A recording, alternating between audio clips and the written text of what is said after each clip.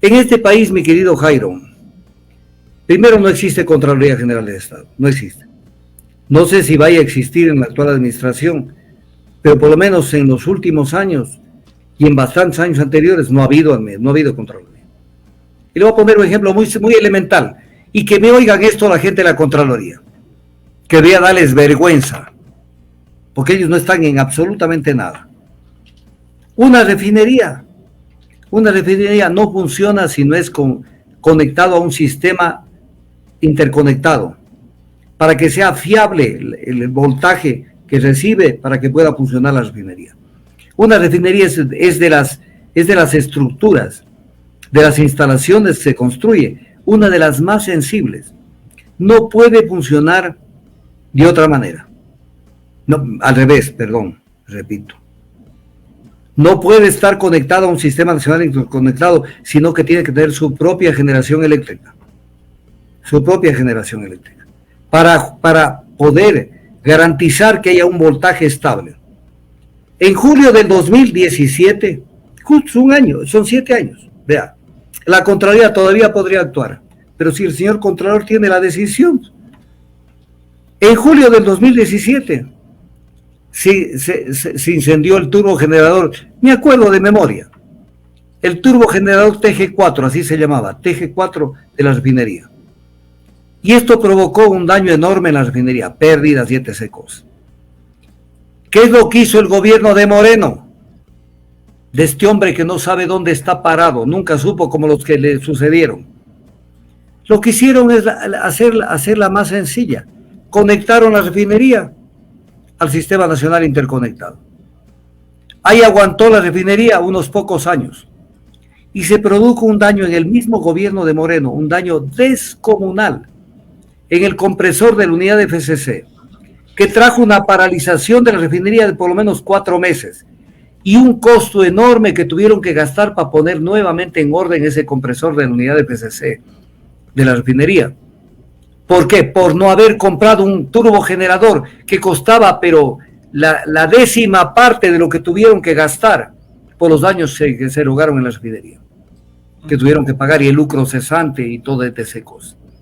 Esto es lo que pasa en el Ecuador.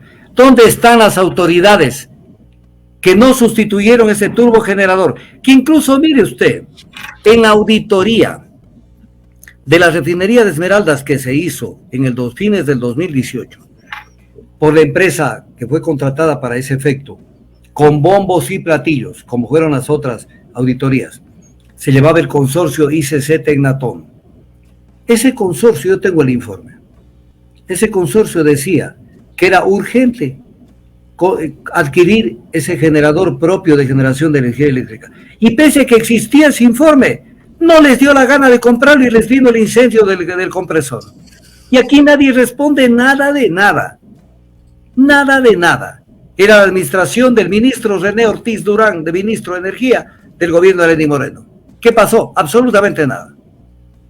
¿Y la Contraloría qué dijo? Nada. Si ellos están cazando tirín, están poniéndole un sticker a la foto de Carlos Poli y Pablo Celi, persona no grata. Ya con eso han cumplido con el país.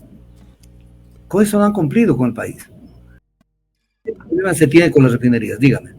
Sí, doctor, el Frente de Defensa Petrolero Ecuatoriano ha ingresado una solicitud, la pongo en pantalla, dice, solicitud de examen especial a todas las operaciones administrativas, financieras y operativas por el periodo comprendido entre el 19 de enero del 2024 y el 31 de julio del 2024, periodo de prórroga de transferencia de plazo del contrato para la construcción y operación del oleoducto de crudos pesados y prestación del servicio público de transporte de hidrocarburos y del proceso de transferencia a las acciones y bienes de la compañía SP Ecuador del oleoducto al Estado ecuatoriano, como se establece.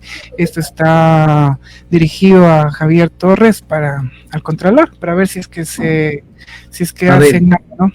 Solamente le pido que me aclare una cosa, ¿de qué periodo quieren que se analice? Del 19 de enero hasta el 31 de julio de este año, ¿no? Es terrible el error.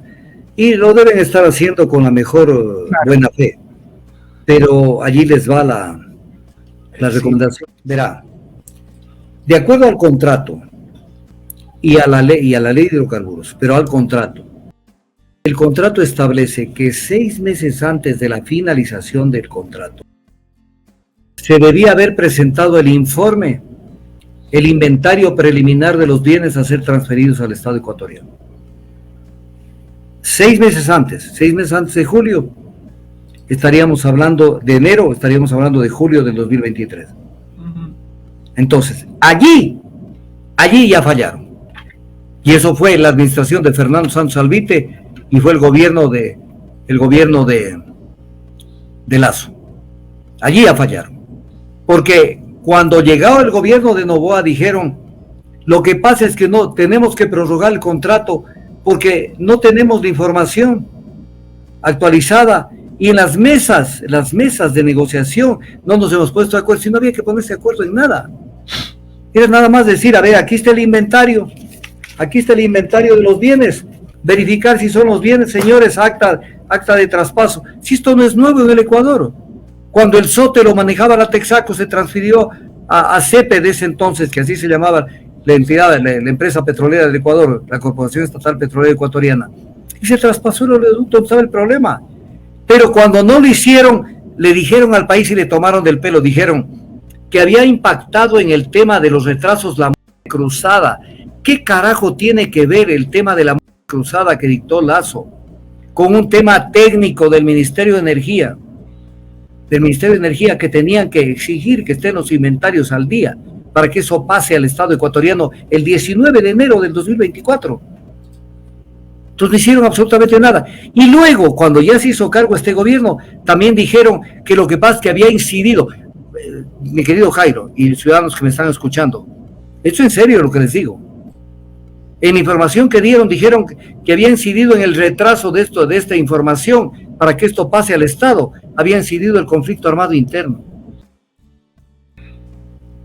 Lo que pasa es que hay un business del otro mundo en esto.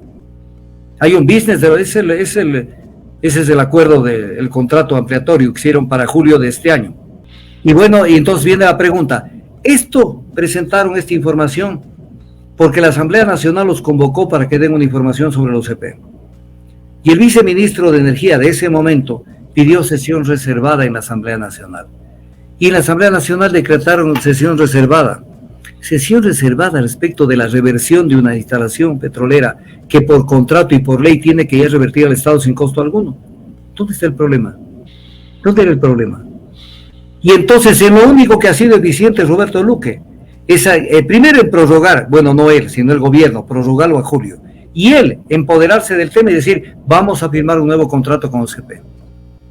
Cuando eso tiene que pasar al Estado ecuatoriano, como pasó el SOTE en su momento de Texaco a CEPE, al Estado ecuatoriano.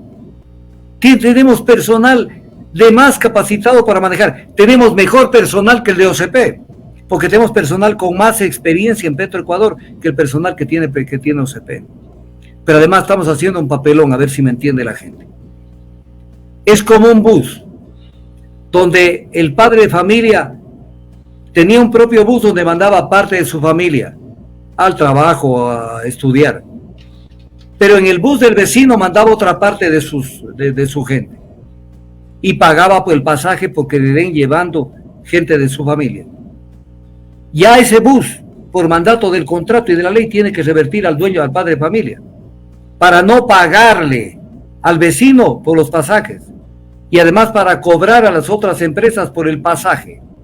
Es lo que pasa con el oleoducto Cruz Pesados, donde el Ecuador transporta parte de su crudo por el oleoducto Cruz Pesados y paga una tarifa por transportar crudo, cuando ya debe dejar de pagar esa tarifa y cobrar a las otras compañías, a las compañías que están transportando el petróleo, cobrar dinero, con lo cual tiene un doble ahorro, lo que deja de pagar más lo que ingresa. Y no lo hacen, porque hay que hacer una variante, porque no sé qué, que no sé cuánto, y que la empresa está dispuesta a invertir.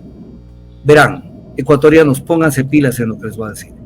Una empresa como las del oleoducto y como otras, no son filántropos, entiendan. No es que vienen a perder, o sea, vienen a hacer una actividad donde van a recuperar las inversiones y a recuperar tramposamente, ya voy a explicar. Porque siempre declaran que han invertido tanto cuando han invertido la mitad de lo que han invertido, para poder alargar el periodo de amortización. y adicionalmente se llevan una buena tajada de utilidades. Entonces, el Estado lo puede hacer. Es nada más un cálculo financiero sencillo. Un cálculo financiero sencillo y si hay que hacer alguna cosa, cobra con las tarifas y cobra con lo que, y además amortiza con lo que deja de pagar a OCP por transportar su crudo. Entonces nos lo hacen creer como que es una cosa del otro mundo, pero aquí quiero decir algo.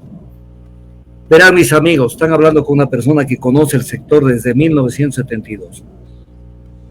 72, y no desde abajo, sino enterado de todo lo que pasaba en el Ecuador.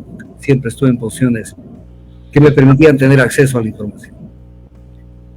Entonces, ¿qué es lo que pasa? Cuando el Cuerpo de Ingenieros del Ejército hizo la propuesta de construir ellos el oleoducto Crudos Pesados y la sacaron del baile diciendo que no tenía personería jurídica, cuestión así pero a lo bestia de chusca, porque el Cuerpo de Ingenieros del Ejército antes de esa fecha del 2000 tenía como 400 contratos firmados con el Estado y en esos mismos días había firmado con el gobierno de Noboa Bejarano, había firmado la construcción del paso lateral del río Babahoyo y la construcción de plataformas de petroproducción, plataformas de producción petrolera para petroproducción.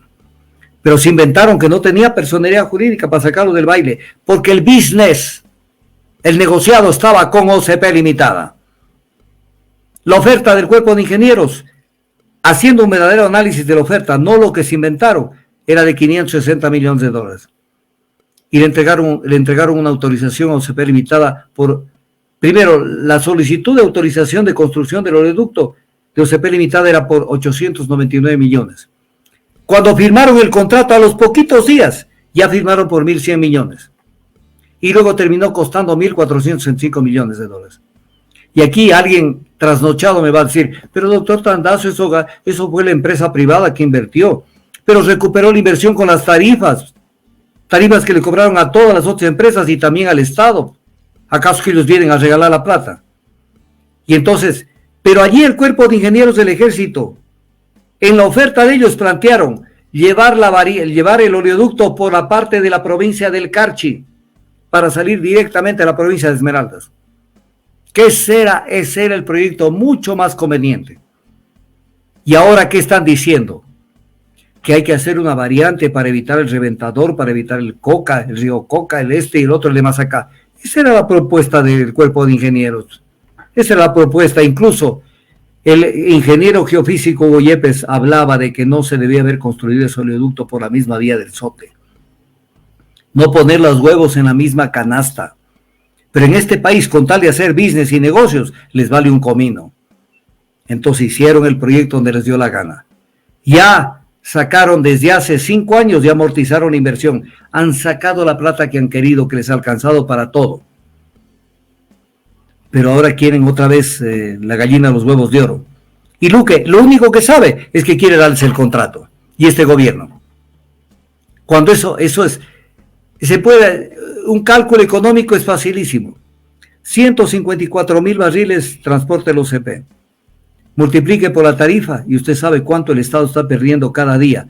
Desde el 19 de enero del 2024 está perdiendo por dejar de recibir cuando tiene personal capacitado para manejar el OCP. Que además, si quieren ustedes contribuyendo al razonamiento, aliviaría la carga de personal de Petroecuador porque haría que buena parte del personal de oleoducto del Sote pase a manejar el oleoducto de Crudos Pesados. Hasta sería negocio redondo de Petroecuador. Pero el problema es que Petroecuador no tiene un cheque para girar una coima y decir, déjenme el oleoducto que yo lo voy a manejar y ahí les va una coima. Pero sí, ese tipo de cosas se pueden dar hipotéticamente en el caso de que esto se maneje con una empresa privada.